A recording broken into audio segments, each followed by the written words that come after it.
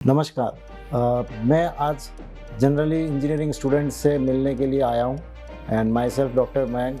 मैं भी किसी ज़माने में आप जैसे इंजीनियरिंग ही कहीं ना कहीं कर रहा था। बहुत सारी चीज़ें थी जो उस समय मुझे गाइडलाइंस नहीं मिली, बट मैंने अपने एक्सपीरियंस से सीखी। तो मैं चाह रहा था कि वो एक्सपीरियंस आपसे शेयर करूँ।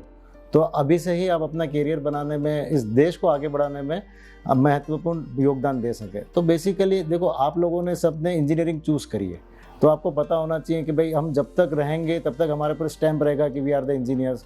कोई सीएस इंजीनियर रहेगा, कोई मैकेनिकल इंजीनियर रहेगा। तो बेसिक चीज़ें क्या होती है कि हम मूलभूत चीज़ें भूल जाते हैं। तो सबसे पहले तो हमें पता होना चाहिए कि what is the definition of engineering. Engineering होता क्या है? तो इंजीनियरिंग की एक सिंपल डेफिनेशन ये थी कि अप्लाइंग ऑफ या using of mathematics and science to solve the real world problems. तो अब देखिए, इसी में सब कुछ पूरा सार है जो आपको 4 साल करना है और आगे 40 साल करना है। क्या था डेफिनेशन? कि ये था कि it is a use of mathematics. तो आपको मैथमेटिक्स फंडामेंटल्स बहुत क्लियर होने चाहिए, एंड साइंस। एंड बेसिकली जो फंडामेंटल साइंस है अकॉर्डिंग टू डिफरेंट ब्रांचेस, वो आपके बहुत क्लियर होने चाहिए to solve the real world problems. तो डेफिनेशन थी to solve the real world problems, और हम क्या कर रहे हैं? To crack the exams. तो हम डाइवर्ट हो गए सॉल्यूशंस देने के बदले। हमको बस कैसे भी करके सेमेस्टर एग्जाम्स क्लियर करने हैं और हम उसी पे फोकस्ड हैं। तो थोड़ा सा फोकस हमको हटाना होगा। आप इस डेफिनेशन को अगर पूरा करने में भी लग जाओगे तो you will learn a lot. जैसे कि क्या है कि हम देखते रहते हैं हमारे सराउंडिंग्स में क्या चल रहा है, क्या नहीं चल रहा है। तो इसको सिर्फ आप एनालिसिस करेंगे तो भी आपको बहुत कुछ सीखने को मिलेगा कि इंजीनियरिंग कंसेप्ट्स क्या है। तो बेसिकली देखो, क्या होता है कि स्टूडेंट्स को 4 चीज़ में अपने आप को एक्सेल करना है या अपने आप को तैयार करना है। पहला होता है क्लासरूम टीचिंग्स, जो हर कॉलेज में होती है। आप भी क्लास में आते हैं, पढ़ाई होती है, दैट्स इट। उसके बाद होता है प्रैक्टिकल एक्सपीरियंस या प्रैक्टिकल लर्निंग। वो आप लेबोरेटरीज़ में करते हैं।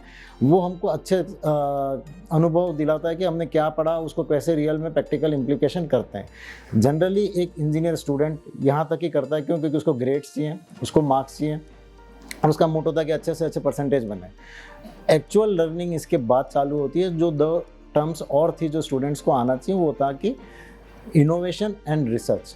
तो बेसिकली स्टूडेंट को इनोवेशन साइड पे फोकस करना है एंड रिसर्च साइड भी फोकस करना है। तो इनोवेशन क्या था? इनोवेशन की डेफिनेशन क्या है कि भाई टू सॉल्व समथिंग या टू प्रोवाइड न्यू थिंग्स या टू डू न्यू थिंग्स। तो सर, हम पढ़ते हुए ऐसी नई चीज़ क्या करें? नई चीज़ आपको कुछ नहीं करनी है, ये आपको कुछ ना कुछ नए प्रैक्टिकल एप्लीकेशंस ऐसे करनी है जिससे काम आसान हो। देखो, आपको नया कोई चीज़ इन्वेंट नहीं करना है। अगर आप उस पर्सपेक्टिव से सोचोगे तो हमको रिसर्च करनी है, देन मास्टर्स हो गया, देन पीएचडी हो गया, वो अपने को फोकस नहीं करके हमको भी फोकस करना है इनोवेशंस पे। इनोवेशंस क्या है कि आपको कुछ घर में आप देख रहे हो, आपको एल्डरली जो लोग हैं, माता पिता हैं, दादा दादी, कोई प्रॉब्लम फेस कर रहे हैं, आपने इंजीनियरिंग के थ्रू उसको प्रॉब्लम सॉल्व करी। It is innovation. आपने करने की कोई नई चीज़ आइडेंटिफाई करी। तो इनोवेशन ऐसे नहीं होता। ऐसा नहीं होता है कि बस दिमाग चल गया हो गया। आपने जो क्लासरूम टीचिंग करी, आपने जो प्रैक्टिकल एक्सपीरियंस गेन किया, उसी से इनोवेशन आएगा। और आप जितना इनोवेशन करेंगे उतना ही आप सीखेंगे। इसका सबसे बेस्ट एग्जांपल था, अगर आप मूवी के रेस्पेक्ट में बात करें, 3 इडियट्स। जो वहाँ इनोवेशंस वो करते थे, उसी के बलबूते Aamir Khan is get recognised all over the world. और ऐसा नहीं है कि हम नहीं कर सकते। आज के टाइम आप देखेंगे, मैं आपको एक टिप देता हूँ कि केंद्र सरकार, राजस्थान सरकार एक इवेंट चलाती है या एक कैंपेन चलाती है हैकेथॉन्स करके। आप उसमें जितना फोकस करेंगे, आप उसमें जितना अपना टेक्निकल नॉलेज शोकेस करेंगे, उतना आपको बेनिफिट है। अब ये हैकेथॉन्स क्या थे? हैकेथॉन्स बेसिकली जो प्रॉब्लम गवर्नमेंट फेस कर रही है, पीएसयूज फेस कर रही है, बड़ी इंडस्ट्रीज फेस कर रही है, वो क्या करती हैं कि अपनी प्रॉब्लम्स को दे देती हैं पब्लिक प्लेटफॉर्म में फॉर द इंजीनियरिंग स्टूडेंट्स। तो अब देने के बाद वो कहती है कि कोई भी बच्चा जो आईआईटी से हो, एनआईटी से हो, किसी भी कॉलेज से हो, वो उसका सॉल्यूशन दे। सॉल्यूशन देने के बाद वो आइडेंटिफाई करते हैं कि कौन approximately coming closer to their solution, और उसके बाद फिर वही कहते हैं बच्चों को कि आप ही इसका हमको फुल प्रोटोटाइप डेवलप करके दें इन 36 आवर्स, इन 72 आवर्स। और आप नहीं मानेंगे, जो इनके विनर्स आ रहे हैं, they are coming from the B2 cities, Udaipur, Jodhpur, ऐसी सिटीज़ से आ रहे हैं जिनके इंजीनियरिंग कॉलेजेस की इतनी रिकॉग्नाइजेशन नेशनल लेवल पे नहीं है। तो ये क्यों आया? क्योंकि उनकी लर्निंग एबिलिटी ऐसी थी कि they are applying their knowledge in the practical applications. और तीसरा था आपका रिसर्च। रिसर्च एक हो गया डीप स्टडी अबाउट एनीथिंग। और मैं जनरली सब कहते हैं कि रिसर्च इतना हमको नहीं करना चाहिए, बट मेरा ये है कि आपको बेसिक रिसर्च हर चीज़ पे होनी चाहिए, ताकि आप 10 लोगों के बीच में खड़े हों तो आप कुछ कह सकें कि हाँ, ये चीज़ अच्छी है, ये चीज़ अच्छी नहीं है, इसका इम्प्लीकेशन यहाँ है, इसका प्रैक्टिकल एप्लीकेशन यहाँ है या नहीं है। और आज के ज़माने में इंजीनियरिंग सिर्फ इंजीनियरिंग नहीं रह गई और not specific to a domain, it is a multi disciplinary application. आप देखेंगे कि कोई सा भी डोमेन हो, कोई सा भी, उसमें कहीं ना कहीं कंप्यूटर इलेक्ट्रॉनिक्स मिक्स हो रहा होगा, मैकेनिकल कंप्यूटर मिक्स हो रहा होगा, सिविल मैकेनिकल कंप्यूटर मिक्स हो रहे होंगे, तो देयर आर इंटरडिसिप्लिनरी एप्लीकेशन। तो अपने आप को रेस्ट्रिक्ट मत करो कि भाई मैं मैकेनिकल का हूँ या मैं सिविल का हूँ तो मुझे बस वही पढ़ना है। आपको ये पता होना चाहिए कि मैं इसमें डिजिटलाइजेशन कैसे कर सकता हूँ, मैं इसमें इलेक्ट्रॉनिक्स के कंसेप्ट कैसे ला सकता हूँ। इसका सबसे बेस्ट एग्जांपल है, आप कहीं पे भी अभी मेरा वीडियो देख रहे होंगे किसी भी जगह पे बैठ के, तो ये सिर्फ एक इंजीनियरिंग का देन नहीं थी। इसमें कहीं CS है, इसमें कहीं इलेक्ट्रॉनिक्स है, मैं जिस हॉल में बैठा हूँ बहुत अच्छा हॉल है, ये एक सिविल इंजीनियरिंग के डिज़ाइन है, एक आर्किटेक्ट का इसमें दिमाग है। तो it is all about multi disciplinary engineering. और मैं आपको एक चीज़ बताऊँ कि आपका लगता है कि हम इंजीनियरिंग क्यों करें, जॉब भी चाहिए। मैं उन सारे इंजीनियर्स को, जो हमारे सीनियर इंजीनियर्स हैं, उनको सलाम करता हूँ कि जिनकी वजह से कोविड महामारी में हमारा टाइम घर पे अच्छे से निकला। आप ही देखें, अगर या इमेजिन करें कि अगर ये लॉकडाउन या ऐसा कुछ उस समय आता जब सिर्फ रेडियो होता, तो ना तो किसी को वर्क फ्रॉम होम मिलता, ना कोई घर पे वीडियोस या पढ़ाई कर पाता। जो जिनकी भी स्टूडेंट्स, आप लोगों की पढ़ाई घर पे कंटिन्यू रही थी, वो नहीं हो पाती। तो it is all about engineering कि आप प्रैक्टिकल इम्प्लीकेशंस या प्रैक्टिकल एप्लीकेशंस कैसे दे रहे हो सोसाइटी को। और ऐसा नहीं है कि हम सिर्फ जॉब के लिए काम करते हैं या इंजीनियरिंग आप जॉब के लिए काम करोगे। आपको ये मानना होगा कि इस देश के ग्रोथ में एक इंजीनियर का अहम रोल है। क्यों चंद्रयान सिर्फ 3 इंडिया से ही हुआ और कहीं से नहीं हुआ? क्यों हमारे इंजीनियर्स उस पर काम कर रहे थे? आप क्लियरली इमेजिन कर सकते हैं, क्लियरली बाइफिकेशन कर सकते हैं कि जिस कंट्रीज़ के इंजीनियर्स टैलेंटेड हैं, दे आर प्रैक्टिकल ओरिएंटेड, वो आगे से आगे उस देश को बढ़ा रहे। तो देश की ग्रोथ में आपका एक बहुत बड़ा योगदान रहेगा। और अब आगे हम जाके कैसे सर्वाइव करेंगे या हम क्या नई चीज़ देखते हैं, वो आप पीढ़ी पे डिपेंड है कि आप जब जॉब्स में आएंगे, जब आप करियर स्टार्ट करेंगे, तो आप क्या नवाचार देते हो इस देश को। तो ऐसा नहीं है कि हम सिर्फ जॉब के लिए बने, हम इस देश को चलाने के लिए, इस देश को संभालने के लिए भी बने।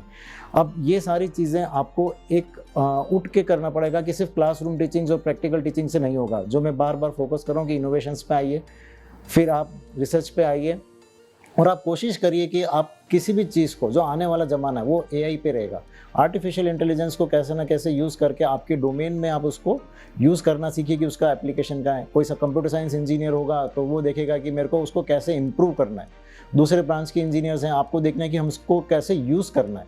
दोनों में डिफरेंस है। आपको यूज़ करेंगे, आप जितना उस चीज़ को यूज़ ईजी बनाएंगे, उतना मार्केट में आपका प्रोडक्ट ज़्यादा चलेगा, सहूलियत रहेगा।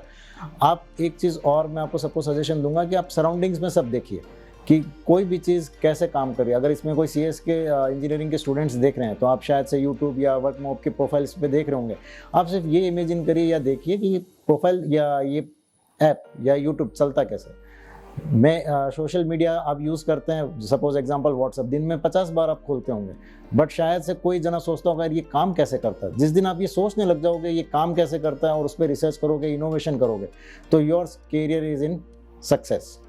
तो आपको बहुत मेहनत करनी है, प्लस आपको कहते हैं ना सब जगह अपना लक्ष्य बड़ा रखो, बट उसके साथ एक चीज़ है, लक्ष्य का रास्ता भी साफ रखो। आपको पता होना चाहिए कि मेरा रास्ता कैसे गुजरना चाहिए, इस 4 साल में मुझे क्या करना है, क्या नहीं करना है। एक छोटा सा एग्जांपल देता हूँ। आप 4 साल के लिए एडमिशन लेते हैं, इंजीनियरिंग में पढ़ाई करते हैं, अनुमान 22 से 23 साल में आपकी इंजीनियरिंग ख़त्म हो जाएगी, आप 60 ईयर्स तक काम करोगे। तो आपको 4 साल पढ़ाई करनी है, 40 साल काम करना है। तो आप उससे एक अनुमान लगा सकते हैं कि आपको 1 साल की मेहनत 10 साल के बराबर रही। तो 1 महीने की मेहनत 10 महीने की, तो 1 दिन की मेहनत कितनी हुई? 10 दिन की। तो आज आप 1 दिन जितनी मेहनत करोगे, आने वाला समय का 10 दिन आप उतना उसको एंजॉय कर पाओगे। अब मेरा एक सजेशन है कि आप जहाँ पे भी उठते बैठते हैं वहाँ लिख दें कि 1 day is equals to 10 day. तो आपको पता चलेगा कि ये 4 साल मेरे लिए कितने अहमियत हैं। इसमें आप जितनी मेहनत करोगे उतना आप आगे लेविशली काम कर पाओगे, आपकी ड्रीम जॉब्स या आपका ड्रीम स्टार्टअप्स आप कर पाओगे। स्टार्टअप से ध्यान आया कि आप सिर्फ जॉब के लिए नहीं बनाए। इंजीनियरिंग एक ऐसी ब्रांच है जिसमें मैक्सिमम स्टार्टअप्स होते हैं। जॉब सीकर की जगह आप जॉब प्रोवाइडर बन सकते हैं, आप खुद का काम कर सकते हैं, आप खुद के स्टार्टअप्स यूनिकॉर्न्स पे ले जा सकते हैं। बट उसके लिए आपको मेहनत आपको करनी है, आपको संपूर्ण अपना पूरा 4 साल उसके लिए डिवोट करना है और संघर्ष भी करना है।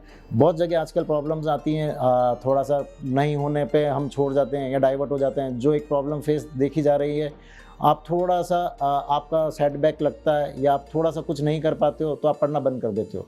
ऐसा नहीं है, आपने सारे प्लेयर्स की सक्सेस देखी है बट उनकी आपने प्रिपरेशन नहीं देखी है। मैं आपसे यही कहूँगा कि आप सारे बड़े प्लेयर्स की एक बार प्रिपरेशंस देखें, उसी हिसाब से आपको अपने आप को प्रिपेयर करना है। They are playing for the nation in the front end, you will play for the nation in the back and.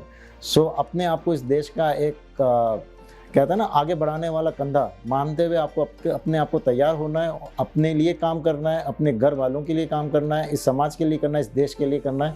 जय हिंद, जय भारत।